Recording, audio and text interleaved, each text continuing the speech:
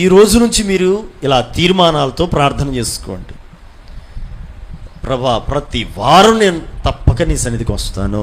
మాననిక నుండి ఎన్ని పనులు ఉన్నా సరే ముందు నీ మందిరం, ఆ తర్వాతే వేరే పని ఏదైనా ఊరైనా ఏదైనా ఫంక్షన్ అయినా ముందు నీ సన్నిధికి వచ్చిన తర్వాతే అని ఒక తీర్మానం కలిగి ప్రార్థన చేసుకోండి. అలా సిద్ధపడండి. సమయానికి రావడానికి ఏదో ఒక టైంలే కాదు. పిల్లలైతే సండే స్కూల్కి రాని వాళ్ళు సండే స్కూల్కి విషయంలో, పిల్లలను పంపకపోతే పిల్లలను పంపే విషయాల్లోనూ అట్లా ఒక తీర్మానంతో, సరేనా? రక్షణ పొందకపోతే రక్షణ కొరకు, రక్షణ పొంది ఒకవేళ తప్పిపోతే ఎక్కడ తప్పిపోయావో సరి చేసుకొని, ఒకవేళ ప్రభు బలలో చేయవేస్తున్నావా దాని విషయంలో నమ్మకంగా ప్రభు బలలో చేయవేయడానికి, దేవునికి ఇవ్వడానికి, ఇట్లా మళ్ళీ మనము సిద్ధపడాలి. ఇంతేకాక ఆత్మల పట్ల భారం కూడా మనం కలిగి ఉండాలి. ఏంటిది చెప్పాలి. ఆత్మల పట్ల భారం కలిగి ఉండాలి. అవకాశం ఉంటే ఈరోజు కానీ లేకపోతే వచ్చే వారంలో కానీ మీకు ఒక కార్డు ఇస్తా. దాంట్లో కొన్ని చేయాల్సి ఉంటాయి. నేను చెప్తాను ఏం చేయాలో. దాని ప్రకారం మీరు ప్రార్థన చేయాలి. చేయాల్సింది ఏమీ లేదు, ప్రార్థన చేయాల్సి ఉంటుంది. ఆ కార్డు ఇస్తాను మీకు. ఎట్లా ఏంటి అనేది తర్వాత చెప్తాను. ఇప్పుడు తీసుకురాలేదు, ఇంట్లో లోపలికి ఉన్నాయి. ఆత్మల పట్ల భారం కూడా మీరు కలిగి ఉండండి.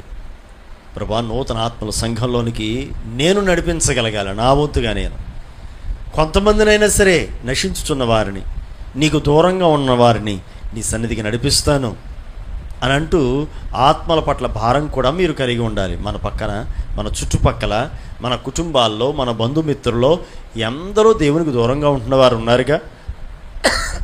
అలాంటి వారి విషయంలో మీరు భారంగా ప్రార్థన చేయండి. మీ తోటి వారు దేవుని ఎరుగిన వారుగా ఉంటున్నారుగా, వారి విషయంలో భారం కలిగి ఉండండి. కలిసి పని చేస్తాం, కలిసి పనిలో ఉంటాం పొద్దు నుంచి సాయంకాలం వరకు, కలిసి ప్రయాణాలు చేస్తూ ఉంటాం. మరి దేవుని సన్నిధికి కలిసి ప్రయాణం చేయొద్దా? చెప్పండి. దేవుని సన్నిధికి కలిసి రావద్దా? పనులకైతే కలిసి వెళ్తున్నారుగా, మరి దేవుని సన్నిధికి వద్దా? నువ్వు పరలోకం వెళ్ళాలి, వాళ్ళ నరకానికి వెళ్ళాలా? దేవుని రాజ్యానికి కలిసి రావద్దా నీతో? నువ్వు పరలోకానికి వెళ్తే వాళ్ళ నరకానికి పంపుతావా? ఒక్కరోజు కనుక పనికి రాకపోతే ఏంటి రాలా అని అడుగుతావుగా. ఏంటి జ్వరమా అని అడుగుతావుగా. ఈ జాగ్రత్త ఉందే, జ్వరమా, కాళ్ళు నొప్ప, ఏళ్ళు నొప్ప, తలనొప్ప, ఇవన్నీ బాగానే అడుగుతున్నావుగా. మరి పరలోకానికి వెళ్ళడానికి రక్షణ ఉందా అని అడగొద్దా? వారికి బాధ్యతతో దేవుని గురించి చెప్పొద్దు? రక్షణ మార్గాన్ని వారికి తెలియజేయొద్దు? మతాలే మారక్కర్లా, మనసు మారితే చాలండి. క్రైస్తవ్యం మతం కాదు, ఇది రక్షణ మార్గం. దేవునికి స్తోత్రం.